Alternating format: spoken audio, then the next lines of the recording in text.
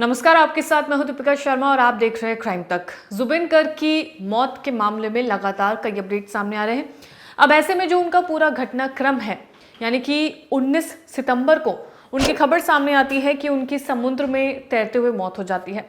उसके बाद से कई कयास लगाए जाते हैं कि आखिर उनके साथ क्या हुआ। जो रिपोर्ट सामने आती है उस वक्त उसमें यह बताया जाता है कि डूबने से उनकी मौत हो जाती है, लेकिन उसके बाद एक के बाद एक गिरफ्तारी होती है और ऐसे में कई आरोप प्रत्यारोप एक दूसरे पर लगाए जाते हैं। अब जो अपडेट सामने आया है वो ये सामने आया है कि असम के मुख्यमंत्री हिमंत विश्व शर्मा ने रविवार को कहा कि विस्रा रिपोर्ट मिलने के बाद सीआईडी को गायक जुबिन गर्ग की मौत के मामले में अब एक निश्चित आधार मिल गया है। यानी कि जो विस्रा रिपोर्ट है अब वो सीआईडी को मिल गई है, जिसके बाद से अब जो इसका पूरा टाइमलाइन है हर चीज का वो सामने आ जाएगा और जो पूरे मौत का घटनाक्रम है वो भी हम सबके सामने जल्द ही आ जाएगा। इसके अलावा जो चश्मदीद थे उस घटनाक्रम में जब वहां पर मौजूद थे उन लोगों को आज गुवाहाटी में वो लोग अपने बयान दर्ज कराएंगे और उसके बाद जितनी भी इसमें गिरफ्तारी हुई है उनमें भी जो आरोप लग रहे थे वो ये लग रहे थे कि जो जुबिन गर्ग के मैनेजर हैं और जो ऑर्गेनाइजर है, यानी कि जो नॉर्थ ईस्ट इंडिया फेस्टिवल के ऑर्गेनाइजर है, उन पर आरोप लग रहे थे। आरोप लगाने वाला जुबिन गर्ग का बैंडमेट था, जिसका ये कहना था कि इन लोगों ने जुबिन गर्ग को जहर दिया है, पॉइजन दिया है, जिस वजह से उनकी मौत हुई है। लेकिन सच क्या है वो तो रिपोर्ट के आधार ही सामने आ पाएगा। अब ऐसे में उनकी पत्नी भी लोगों से यही अपील कर रहे हैं कि जब तक हम लोगों को न्याय ना मिल जाए कोई भी शांत ना बैठे।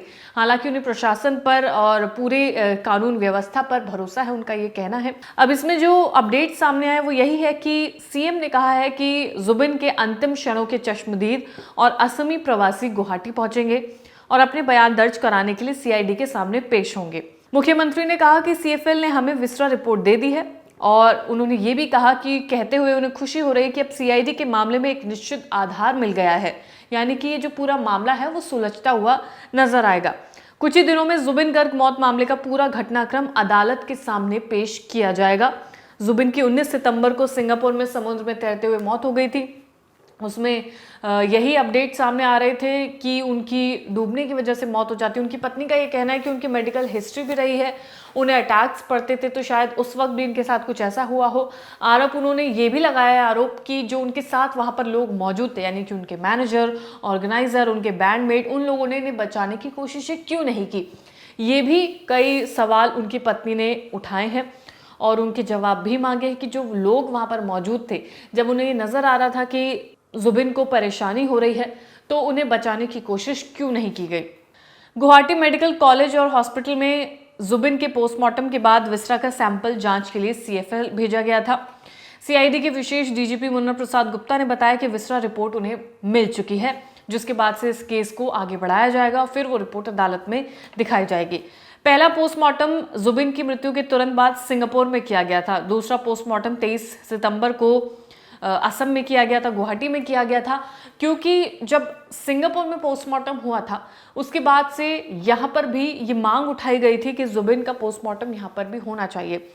उसमें असली वजह क्या है वो सामने आनी चाहिए, क्योंकि लोगों को शक है, उनके परिवार को शक है कि क्या इसमें कोई साजिश है या एक ये एक्सीडेंटल मौत है।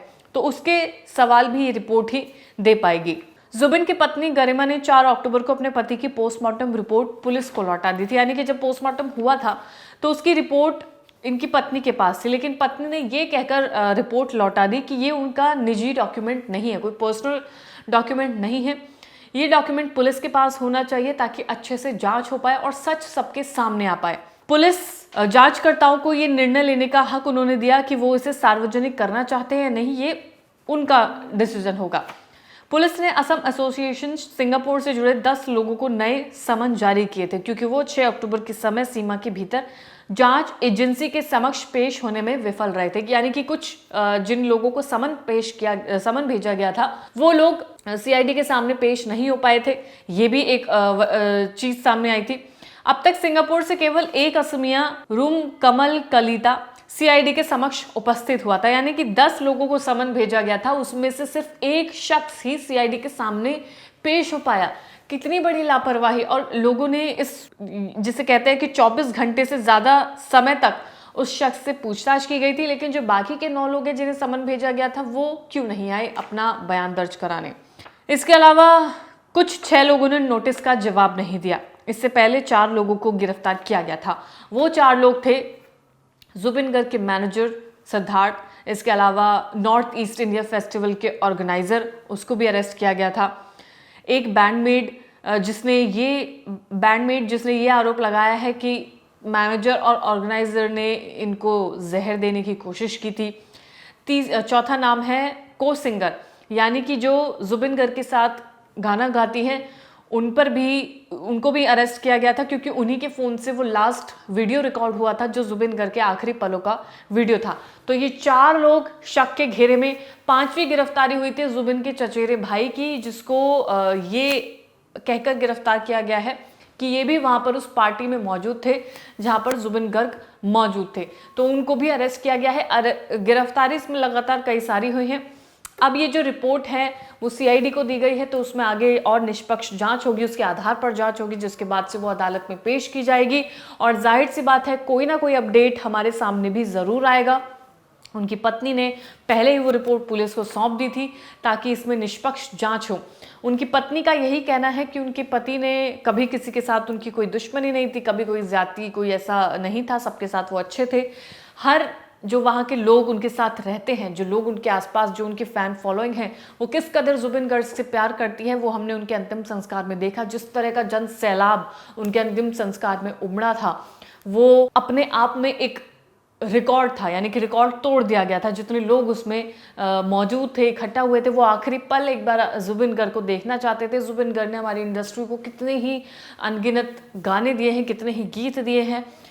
वो अपने आप में एक ऐसी शख्सियत थी जो हमेशा सिंपल रहती थी, डाउन टू अर्थ नज़र आए थे। लेकिन अब जब उनके साथ कुछ ऐसा हुआ है तो ऐसे में सवाल लोगों के काफ़ी ज़्यादा हैं। उनके जवाब अब ये रिपोर्ट्स ही दे पाएंगे जो अदालत के सामने जल्द ही पेश होंगे, और पूरा घटनाक्रम हम सबके सामने जल्दी आएगा। फिलहाल इस खबर में इतना ही। ताज़ा खबरों के लिए आप देखते रहिए क्राइम तक।